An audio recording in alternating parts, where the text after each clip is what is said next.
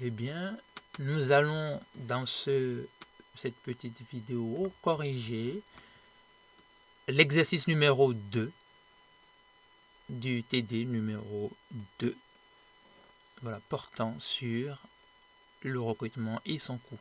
Alors cet exercice porte sur sur l'analyse des offres d'emploi et en prenant en compte particulièrement la question des critères discriminatoires.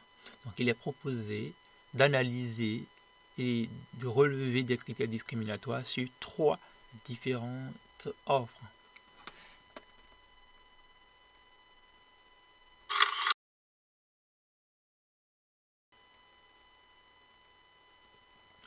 Question numéro 1. Est-ce que les offres d'emploi paraissent claires et précises? Alors rappelons que pour analyser ou rédiger une annonce claire et pertinente, il faudra faire attention à un certain nombre d'éléments, notamment des éléments qui sont liés à la description de l'entreprise d'accueil et de la mission, contenu ou localisation bien évidemment. Il faudra également prendre en considération le profil du poste recherché. C'est l'occasion d'étudier nom, diplôme, compétences aussi bien générales que spécifiques recherchées. Il faudra ensuite regarder la question de la nature du contrat, sa durée et la rémunération, qu'elle soit directe ou indirecte. Et enfin, regarder les éléments de correspondance pour candidater dans les supports, voies de candidature, les délais, ainsi de suite, ainsi de suite, ainsi de suite. Alors, donc, concernant l'offre numéro 1, elle apparaît claire sur le contenu du poste et les missions qui sont associées. On se recherche un graphiste diplômé Bac+5 avec une compétence générale en informatique et commerce. Le profil du poste est un peu mitigé. Aucune précision n'a été donnée sur l'entreprise qui embauche. Il n'y a pas d'indication non plus sur la nature ou le type de contrat, la durée ni la rémunération. Et concernant les correspondances, on ne sait pas s'il faut envoyer des CV ou lettres de motivation, à qui les adresser, téléphone, adresse postale ou autre, et le destinataire ou éventuellement les références de l'offre, ni potentiellement les délais. Quand faudrait-il candidater au plus tard si on est intéressé?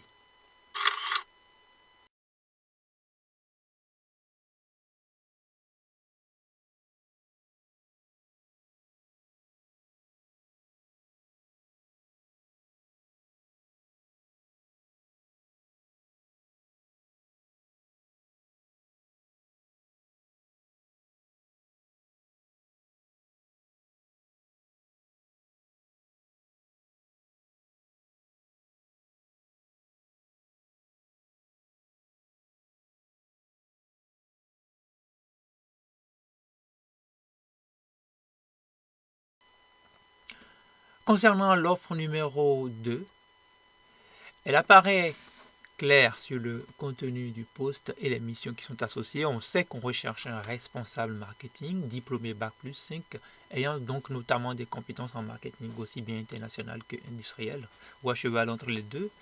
Bien que plus clair et précise que l'offre numéro 1, notamment sur l'entreprise qui embauche et son champ d'activité, c'est-à-dire des éléments en lien avec son marché, on n'a pas d'indication sur la nature, le type de contrat qui est recherché, ni la durée ou la rémunération proposée. Mais c'est pas très bien grave tout ça. Alors, question d'indication, on en a très peu. On sait qu'il faut proposer une lettre de motivation et un CV pour la candidature. On a la référence de l'offre, mais on n'a pas de précision sur les délais, notamment sur les délais limites de candidature, ni sur éventuellement les voies de correspondance, si ça doit être par mail ou si par téléphone ou alors une adresse postale.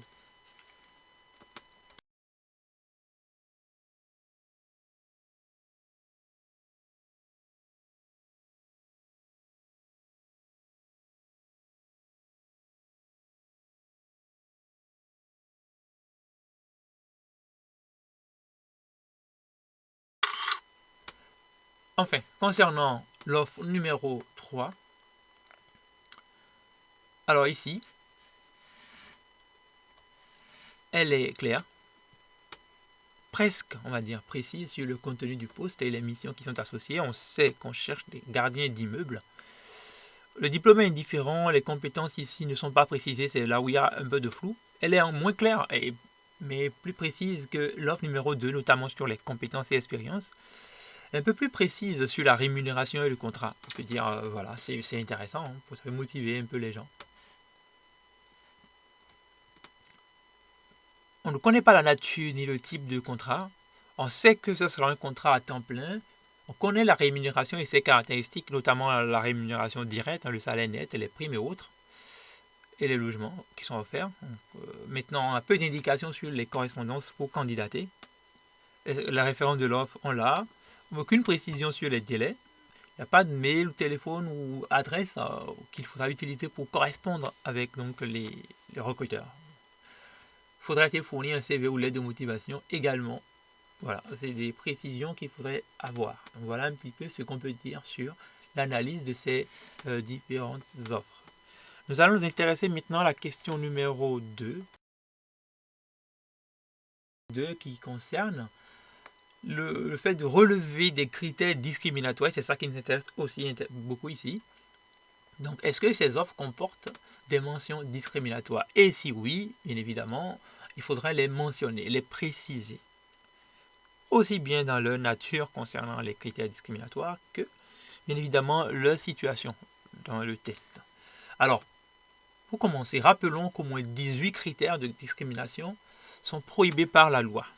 Il y a parmi ces critères certains qui sont déjà bien connus, notamment l'âge, le sexe, l'origine, la situation de famille, etc., le handicap, pour le préciser, et d'autres qui sont un peu moins connus, notamment l'orientation sexuelle, les mœurs, les caractéristiques génétiques, l'état de santé, l'état de grossesse, les opinions politiques, etc., etc., etc. Alors il faut préciser ici que ce qui est mis ici comme non connu, ce sont en réalité des critères qu'on ne voit pas souvent généralement sur les gens. L'état de grossesse peut être vu à un certain stade donné. L'orientation sexuelle ne se voit pas, on le découvre avec le temps. L'activité syndicale, on le découvre avec le temps également. Le patronyme est visible, mais pas forcément ce qu'on regarde le plus, on va dire. Donc voilà un petit peu la petite différenciation que l'on peut se proposer de faire dans ces différents critères-là.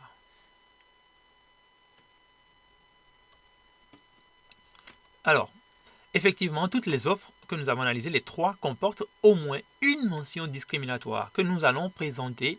Alors, concernant l'offre numéro 1, ce qu'il faut noter, c'est que nous relevons des mentions discriminatoires en lien avec le profil souhaité, c'est-à-dire les mœurs, les opinions sociopolitiques, et comme on peut le voir notamment en rouge, en rouge dans ce qui suit, dans l'offre, les éléments que nous avons relevés dans l'offre. Donc il est mis ici trait de personnalité, clairement.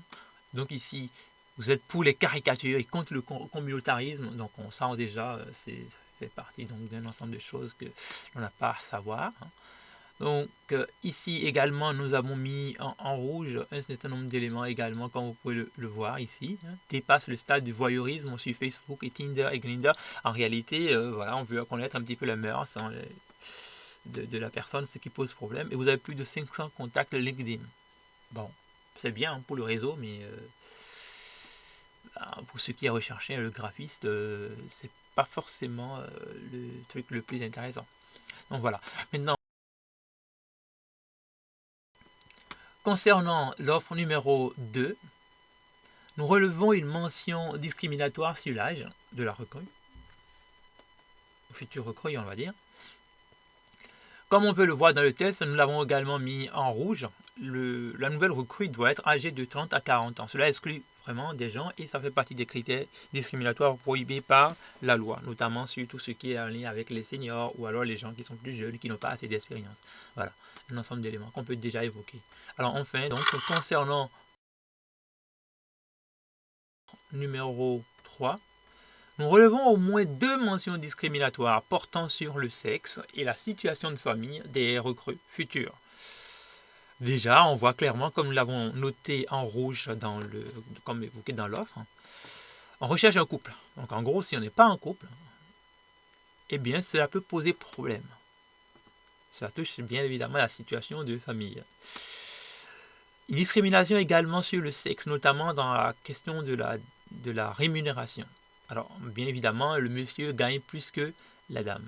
Généralement, ils vont être amenés à faire le même travail, donc ce qui pose quelques problèmes discriminatoires. Eh bien, chers amis, cet exercice est maintenant terminé. N'oubliez pas, sans engagement, vous ne commencerez jamais rien, et sans régularité, vous ne finirez pas ce que vous avez commencé. À bientôt pour l'exercice numéro 3.